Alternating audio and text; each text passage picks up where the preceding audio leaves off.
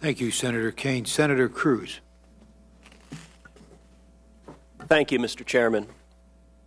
Mr. Secretary, General Dempsey, I'd like to begin by thanking the two of you for being here this morning and for your extended service. I will say, Secretary Panetta, I regret that you and I have not had the opportunity to work together since I'm a new member of this committee.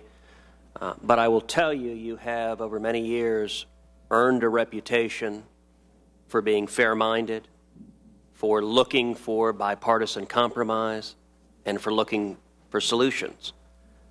Indeed, I will pass on a comment that was made to me by a more senior Republican on this committee about you, in which you were characterized as a, quote, straight shooter, which, as you know, in Washington is both a rare compliment and a very high compliment. And so I want to thank you for your principled dedication to this country and your long service. And I want to likewise thank you, General Dempsey, for your service, your many decades defending the nation, and your passionate commitment to standing with the men and women of the military and protecting the interest of the United States. It is my hope that this hearing can be a helpful moment in terms of learning productive lessons learned from the tragic attack at Benghazi.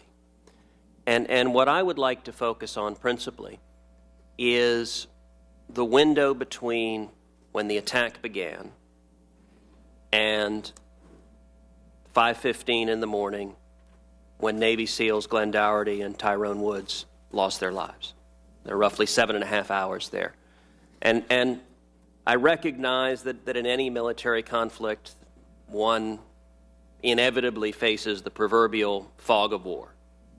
But what I'd like to ask you to do is use the 2020 hindsight we have now.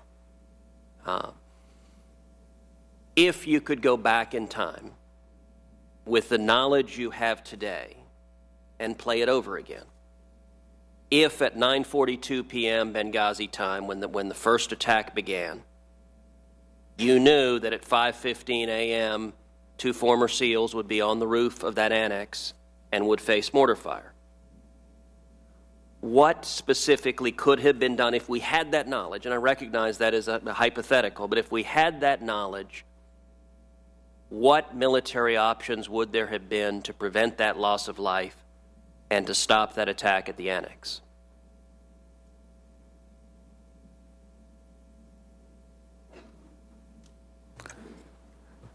Senator, as you said, it's tough to respond to a hypothetical.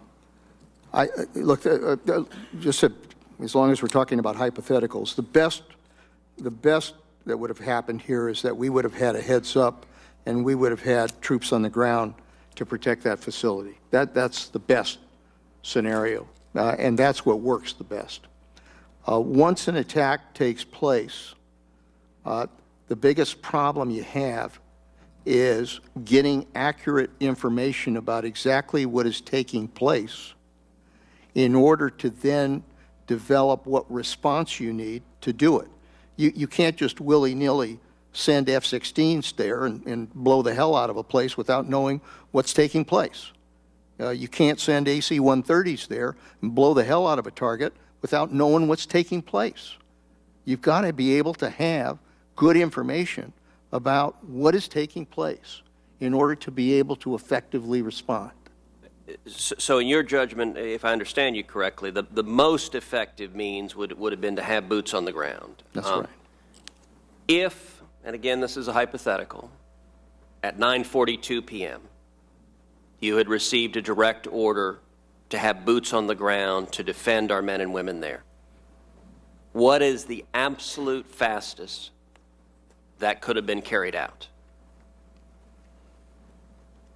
Well, based on the posture, our posture at the time, it would have been N+6 plus transit time with the closest ground force available, and so you're looking at something best case between 13 and 15 hours.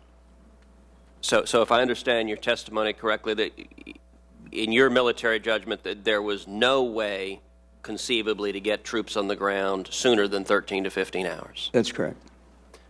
How about assets like an AC-130? If you had received an order at the outset to deploy an aircraft like an AC-130, what would have been the absolute fastest it could have arrived at Benghazi? I don't even know exactly where they were, but I know there were no AC-130s in anywhere near North Africa that night. I'd like to also spend a few moments on the decision making as this crisis unfolded. I take it neither of you received the hypothetical order at any point to get boots on the ground immediately. No, that's right. Now, both of you mentioned that at 5 p.m. D.C. time, you met with President Obama for a regularly scheduled meeting during which you discussed the attack at Benghazi that had happened about an hour and 20 minutes earlier. You said the total meeting lasted roughly 30 minutes. How much of the meeting would you estimate covered Benghazi? We teed up that issue when we walked into the Oval Office, so I would say that the first 15 or 20 minutes was spent on the concern about that, as well as Cairo and what might happen there. Okay. And after that 15 or 20 minutes discussion of Benghazi, do I understand your testimony correct that neither of you had any subsequent conversations with the President the rest of that day and that evening?